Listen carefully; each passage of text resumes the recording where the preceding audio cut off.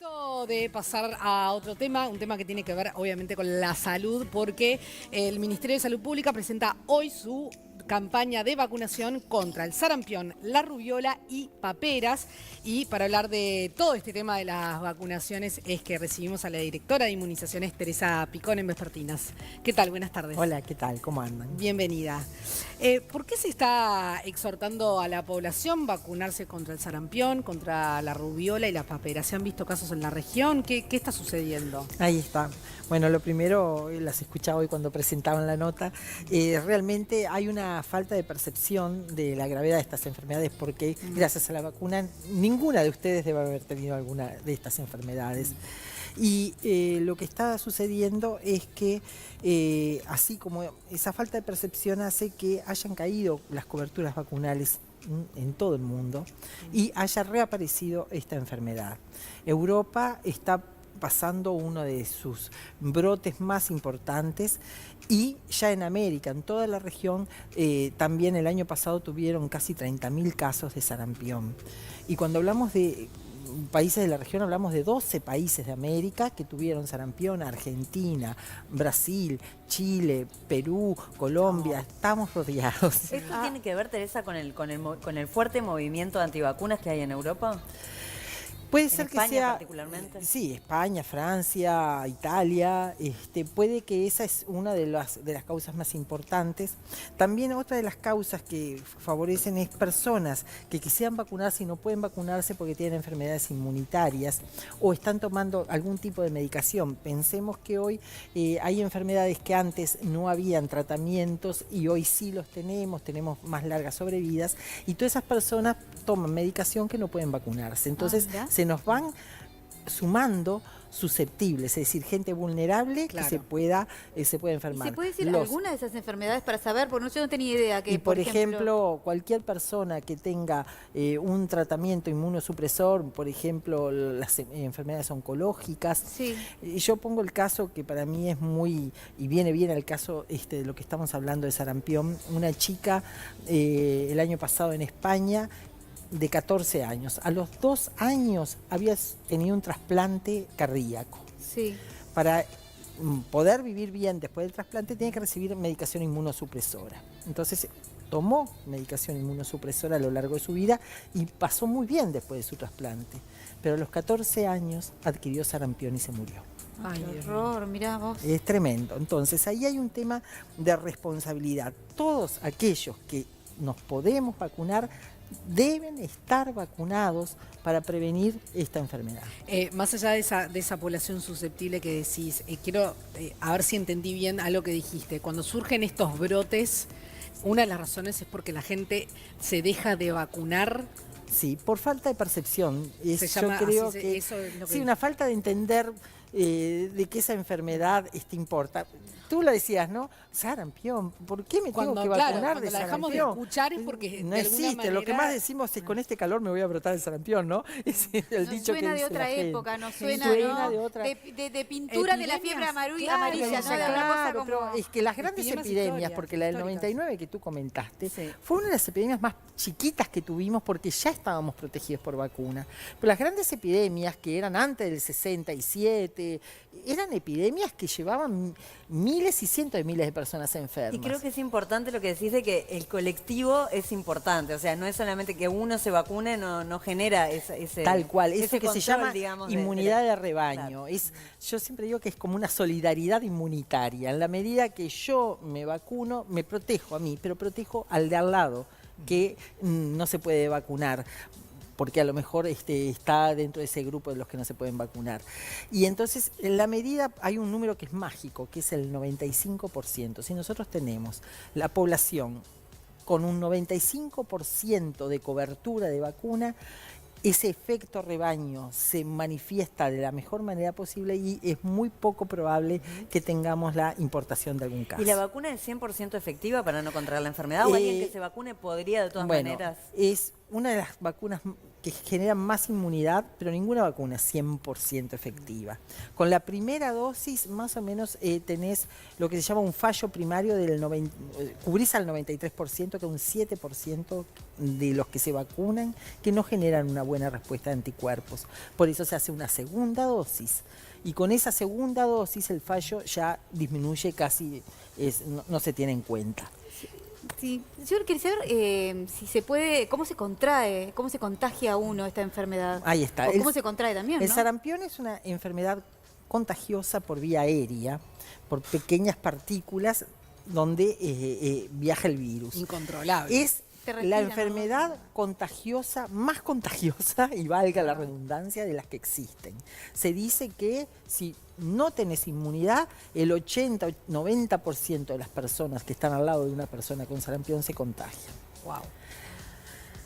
Y es así. Imagínense ahora, con todo esto de la globalización, lo que es un avión, donde viaje una persona que Ah. esto pasó hace poquitito. Claro, más si está en la región, además, ¿no? Esto pasó hace poquitito y se pusieron en marcha los mecanismos de comunicación, de alertas, y se salió a vacunar a todos los que viajaban en ese avión. 2 uruguayos fueron vacunados en esa, que tuvieron contacto hace poquito. Y eso hace, porque claro, si estás en un ambiente cerrado, Es como un caldo probablemente... de El cultivo. cultivo, digamos. claro, Sí, sí, claro, sí. claro. ¿Y qué es la enfermedad? ¿Cuáles son los síntomas? ¿De qué se trata? Es una enfermedad respiratoria que tiene manifestación cutánea, pero en realidad es una enfermedad que empieza con síntomas respiratorios altos, mucho resfrío, conjuntivitis, tos, y luego a los cuarto o quinto día aparece la erupción que empieza en la cabeza y se va generalizando. El problema es que en la gran mayoría puede ser una enfermedad benigna, banal, como se decía en aquel entonces, pero hay un porcentaje que pueden hacer complicaciones, y complicaciones severas. De hecho, de estos casi 90.000 casos que hubieron en Europa el año pasado, 61% requirió hospitalización. Tremendo. Y cuando hacen las complicaciones, hacen encefalitis, hacen neumonitis, que hoy no tiene la mortalidad de hace tantísimos años, porque hoy tenemos centros de tratamientos intensivos que tratan esas infecciones respiratorias. Pero de cualquier manera, en Europa, en el año pasado, murieron más de 80 personas de sarampión, y aquí en América ya también llevamos el año pasado más de 70 y tantas personas fallecidas por esta enfermedad. Teresa, un dato importante. ¿Cuál es la población que se tiene que vacunar de sarampión, rubiola, paperas? ¿Todos? ¿Hay edades? Ahí ¿Hay hombres, mujeres? Bueno, ¿cómo es? Primero, todos los sexos. Bien. Empezamos a lo que es más fácil. Bien. Luego, los que nacieron antes del 67 estuvieron viviendo en esas epidemias, y como yo les comentaba, es tan contagiosa que todos tenemos inmunidad natural adquirida por la infección, haya sido importante o haya sido muy leve. Entonces, los que nacieron antes del 67 no se tienen que vacunar. Luego, todos los niños al año de edad reciben su primera dosis de Eso vacuna está en el antisarampionosa. sistema de vacunación En el y es certificado de obligatorio. esquema, y la reciben a los 5 años hasta ahora. Ahora vamos a ver cuál es el cambio. Si cualquier persona que tenga 2 dosis de vacuna se considera que está, por lo que hablábamos hoy, bien protegido contra la O enfermedad. quienes lo hayan tenido también. Quienes hayan Claro, que son padecido. los que nacieron antes del Exacto. 67. Claro. Yo caigo en esos, lamentablemente. No, capaz que hubo alguno después, pero que también Bueno, ya sí. la tuvo, lógicamente. Claro, pero ya eran cada vez Menos, menos sí, importantes sí, los sí. brotes. Así que eso es lo primero. Entonces, hay que revisar los carnés de vacunas. ¿Qué pasa? Hace años, el registro que uno tenía es el carnet de vacunas, y muchos los perdieron. Esa es la verdad. Ahora sí, ahora por suerte tenemos un sistema informático que estamos Te registrando. avisan, además, en algunas sociedades médicas te llaman Ya por te están- teléfono y te están Claro, avisando que te pero falta. esto es muy reciente. Sí, claro. O sea es que muy- después del 67 ¿y hasta qué año? Hasta el niño de 1 año que cumple 1 año. El menor de 1 año, la vacuna no está indicada, excepto que viaje. Si es un lactante de 6 meses a 1 año, antes de los 6 meses no se vacuna. Porque además ¿La hay, mamá le puede pasar la inmunidad hay por la leche? transferencia de anticuerpos de la mamá al niño, por la leche y por la placenta. Entre 6 meses y 1 año, esos anticuerpos van como bajando, pero no es la situación ideal para vacunar, salvo que vayas a viajar a un lugar que haya circulación del virus. En ese caso, el lactante de 6 meses a 1 año se vacuna, pero esa dosis se considera dosis 0. Después va a precisar dar sus 2 dosis igual. Bien. Bien. Entonces, al Así año que les damos a todo, todos del los 67 para adelante, niños. todos. Todos 2 dosis. Todos 2 dosis. Es Pero la base, ya está. Es la base. Pero claro, el niño que tiene 1 año va a recibir su primera dosis. La segunda dosis la va a recibir a los 15 meses, que ese es el gran cambio. Hoy la segunda dosis la recibíamos a los 5 años. El cambio que estamos haciendo ahora es adelantar esa segunda dosis, que la va a recibir a partir de los 15 meses. ¿Eso ya está? Eso hoy hicimos el lanzamiento. Entonces, ¿qué pasa a un niño de 3 años que está bien vacunado porque recibió su dosis al año, pero no recibió esta? Debe vacunarse ahora con la segunda dosis. No la va a recibir a los 5 años. La va a recibir a los 3. Ya va a tener sus Ya va a 2 tener dosis. Y esas familias que dicen que no quieren vacunar a los hijos. Nosotros el otro día entrevistamos a una familia Caracol, que bueno, que de alguna manera dice que las vacunas no sirven, que es un negocio de los laboratorios. ¿Cómo hace los referentes de la salud para explicarles que definitivamente corren un riesgo altísimo? Porque va más allá de creencias, es que en definitiva ponen en riesgo la salud de los adultos, pero que los adultos nos hacemos cargo de nuestras vidas, pero de los niños. ¿Cómo hacen ustedes? Sí, no es una tarea fácil. Es una tarea que yo creo que tiene que partir desde la comprensión y el diálogo y no de la tomada de medidas muy terminantes, y escuchar a estas personas qué es lo que les está pasando, y más de una vez lo que hay que hacer es negociar con ellos. Correcto. Que me parece que esa es la mejor aptitud para poder acercarse a esta problemática. Porque es cierto, detrás de las vacunas, como detrás de cualquier medicamento, hay laboratorios, pero gracias a ellos se llegan a estos adelantos tecnológicos. El tema es dónde está el límite, y eso a veces es difícil. Y por eso hay que siempre estar muy atentos y leyendo qué tipo de evidencia sustenta, qué evidencia científica sustenta la efectividad de una vacuna, la seguridad, que es otra de las cosas que a la gente le preocupa, que las vacunas sean inseguras. Esta vacuna especialmente que estamos hablando es una vacuna muy segura.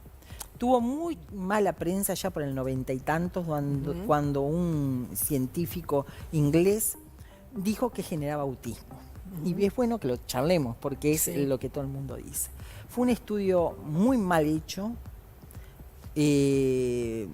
con muy pocos pacientes, que enseguida las revistas científicas a rebatir, tanto que a esta persona se le sacó la licencia de médico, pero el daño quedó hecho. Claro. La duda quedó instalada. La duda quedó instalada. Y quedó instalada porque también, yo soy muy charlatana. No, dale. Tenemos tanto para preguntarte. Tanto por eso. Quedó instalada porque también con el autismo o las enfermedades del espectro autista, también hemos evolucionado en el diagnóstico. Sí. Y entonces pareciera que hay más. Y entonces se le empieza a achacar a la culpa a los agrotóxicos, a las vacunas, a esto y lo otro. Y en realidad también es mejoría en el diagnóstico. Hay muchos de esos casos, ¿no? Digamos, teorías de que determinadas vacunas despertaron en determinada población distintos males. Por ejemplo, en un momento se dijo que la BCG había provocado trastornos de coagulación en una población. Y es así, y bueno, claro, y a veces en el Uruguay, daño, no estoy hablando en el mundo. No, claro, por eso el daño queda hecho y es muy difícil ir en contra de ese daño, sino hay que ir demostrando.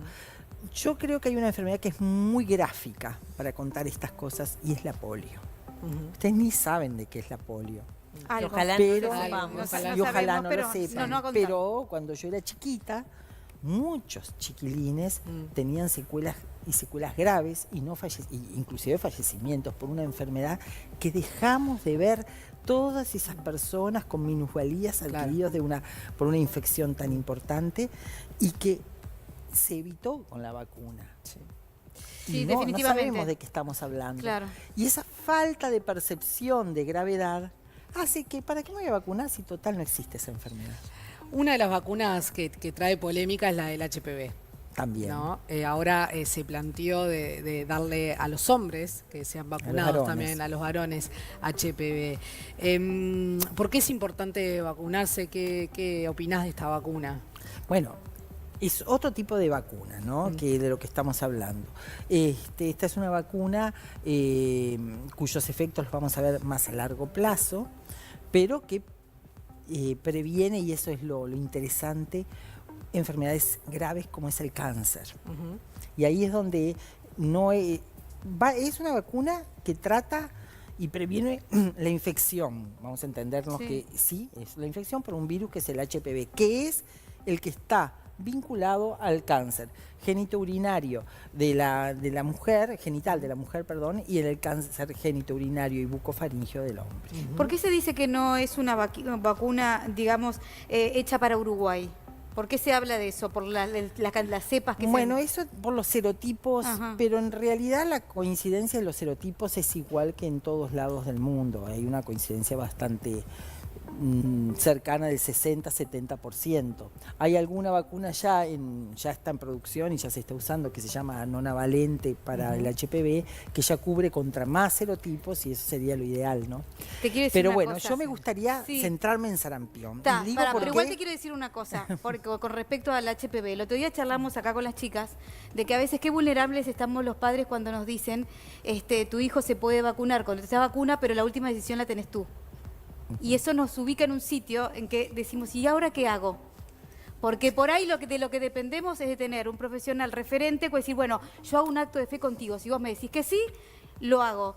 Pero si lo dejás librado a mí, que soy una persona que no estudié medicina y que no estoy sabiendo, es difícil para nosotros, para la población en general. Por eso es importante que el discurso esté alineado por el lado de la salud, ¿comprendés? Sí, Es bravo para nosotros. Es muy Sí. importante lo que tú decís, pero también estamos en otra etapa en que el derecho del individuo es de saber qué es lo que está pasando y cuál es el nivel de conocimiento acerca de cada uno de las acciones en la salud que estamos recibiendo, ¿no? Y eso también es algo que tenemos que empezar a aprender y a manejar. En realidad deberíamos tener un consentimiento para cada acto de salud que nosotros vamos recibiendo, donde se nos expliquen los riesgos y los beneficios de cada uno de los actos. Claro, las consultas serían interminables. ¿Están pero bien claros los riesgos de esta vacuna en particular? ¿de sarampión? No, de HPV. De HPV. Bueno, sí, todo lo que está por ahora publicado ha demostrado los millones de dosis de vacunas dadas en el mundo que es una vacuna segura. Es cierto, no tiene los años en el mercado que tiene la vacuna de sarampión. Pero ha habido la casos de polio. desmayos y... Ah, sí, desmayos, sí. Muy difíciles de vincular directamente si es a la vacuna o a lo emocional que determina la vacuna en una edad muy especial, ¿no? Cuando tú le das inoculas algo. Entonces, siempre eso ha sido una cosa que hay que conocer. Teresa, estamos en momento de vacaciones y ya vamos a ir a consultarte también qué vacunas debemos utilizar para ir a determinados destinos. Pero no quiero ir a eso sin antes preguntarte, ¿hay más de una vacuna del HPV disponible en Uruguay? En el Uruguay hay dos vacunas, una que es contra 2 serotipos y una que es contra 4 serotipos, que es la que administra el Ministerio de Salud Pública. La de 4 serotipos. La de 4 serotipos. Bien. Y bueno, tenemos esa pregunta en momento de vacaciones. ¿A qué destinos tenemos, si vamos, tenemos que vacunarnos de determinadas enfermedades, como por ejemplo Brasil y la fiebre amarilla? Ahí está, bueno. Brasil en los 2 últimos años está teniendo una de las epidemias más importantes que ha tenido en los últimos tiempos de fiebre amarilla. Y es una lástima porque es un destino precioso, accesible, realmente más accesible que otros, pero es cierto que es necesario vacunarse.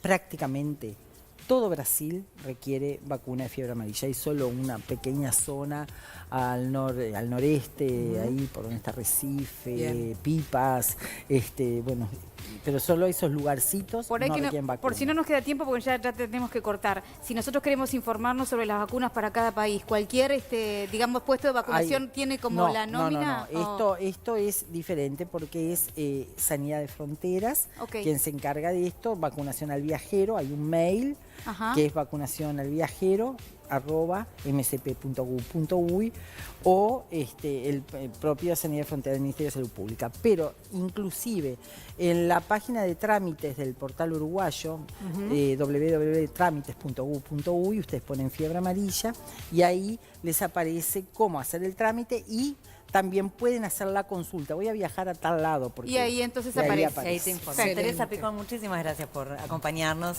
Vamos, gracias a Por ustedes por esta charla. ayudarnos a divulgar estas noticias. Un Muchas placer. gracias.